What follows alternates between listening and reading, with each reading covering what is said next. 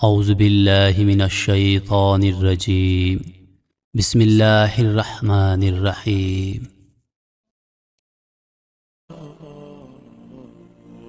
قرآن میں کتے کو نجس العین جانور 3 باتوں کی وجہ سے قرار دیا گیا ہے۔ کتے کی وہ کون سی 3 فطرتیں ہیں جن کی وجہ سے وہ نجس جانور قرار دیا گیا؟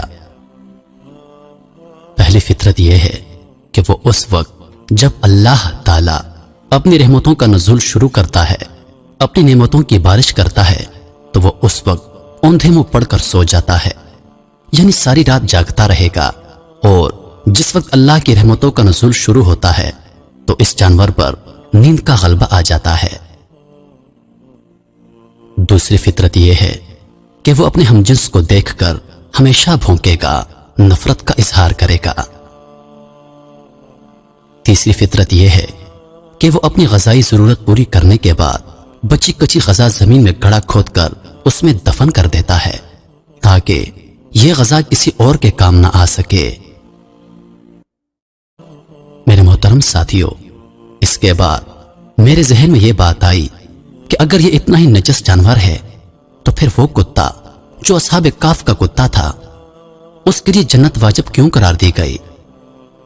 اس کتے کے حوالے سے بہت سے مذاہب میں بڑے اختلاف پائے جاتے ہیں، مگر یہ بات اپنی جگہ کہ قرآن شریف میں اس کتے کے لیے جنت واجب قرار دی گئی ہے۔ اصحاب کہف کے واقعے سے پتہ چلتا ہے کہ ان کے ہمراہ ایک کتا بھی تھا جو ان کے ساتھ ساتھ رہتا تھا اور ان کی حفاظت کیا کرتا تھا۔ یہ کتا ان کے ساتھ کہاں سے شامل ہوا تھا؟ کیا ان کا شکاری کتا تھا یا اس چرواہے کا کتا تھا جس سے ان کے راستے میں ملاقات ہوئی تھی؟ اور جب چرواہے نے انہیں پہچان لیا تو اس نے اپنے جانور آبادی کی طرف روانہ کر دیے تھے اور خود ان پاکباز لوگوں کے ساتھ ہو لیا تھا، کیونکہ وہ حق کی تلاش اور دیدار الہی کا طالب انسان تھا۔ اس وقت کتا ان سے جدا نہ ہوا اور ان کے ساتھ شامل ہو گیا۔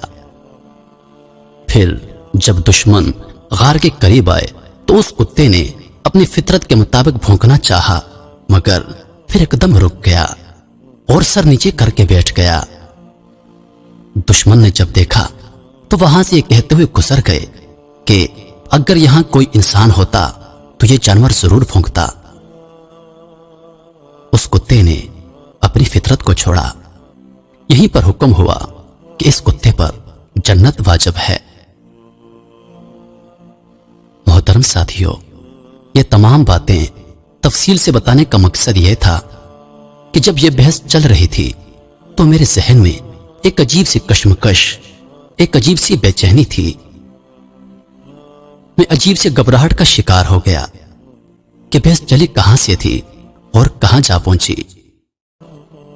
میری بے چینی کا سبب یہ تھا کہ وہ تمام فطرتیں، وہ تمام عادتیں جن کی وجہ سے کتے کو نجس العین قرار دیا گیا، وہ ساری فطرتیں، وہ ساری عادتیں تو مجھے کسی اور مخلوق میں بھی واضح طور پر نظر آتی ہیں۔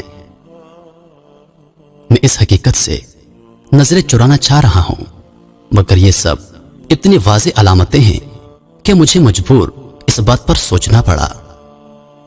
آپ خود فیصلہ کیجیے کہ کیا یہ سب باتیں، یہ سب عادتیں ہم جسے اشرف المخلوقات کے نام سے جانتے ہیں ان میں نہیں پائی جاتی؟ میں اور آپ اس عادت کا یا اس فطرت کا شکار نہیں ہیں؟ ساری رات اپنی بے جا مصروفیات میں جاگ کر طلوع آفتاب کے وقت سو جانا کیا میری اور آپ کی روٹین کا حصہ نہیں ہے؟ اپنے ہی بہن بھائیوں کو نفرت سے دیکھنا، ان کے لیے آسانیاں پیدا کرنے کے بجائے مشکلات پیدا کرنا میری اور آپ کی فطرت کا حصہ نہیں ہے؟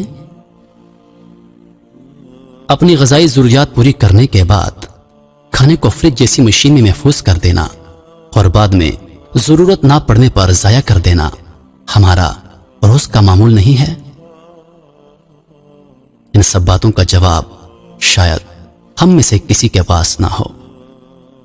پھر میرا اللہ، میرا پروردگار، تمام جہانوں کا پالنے والا، 70 ماؤں سے زیادہ محبت کرنے والا ہمیں اتنی بڑی مثال دے کر سمجھا رہا ہے کہ اصحاب کہف کے کتے نے اپنی صرف ایک فطرت چھوڑی تو اس پر جنت واجب ہو گئی، تو پھر ہم جسے میرے اللہ نے اشرف المخلوقات کا درجہ دے کر اپنی سب سے پیاری مخلوق بنا دیا، اگر ہم اپنی صرف ایک فطرت بھی چھوڑ دیں تو کیا رب العالمین میرا اللہ جو صرف اس بات کا منتظر رہتا ہے کب اس کا بندہ اس سے مغفرت کے لیے رجوع کرے، کیا وہ اپنی رحمتوں سے ہماری بخشش نہیں کر دے گا؟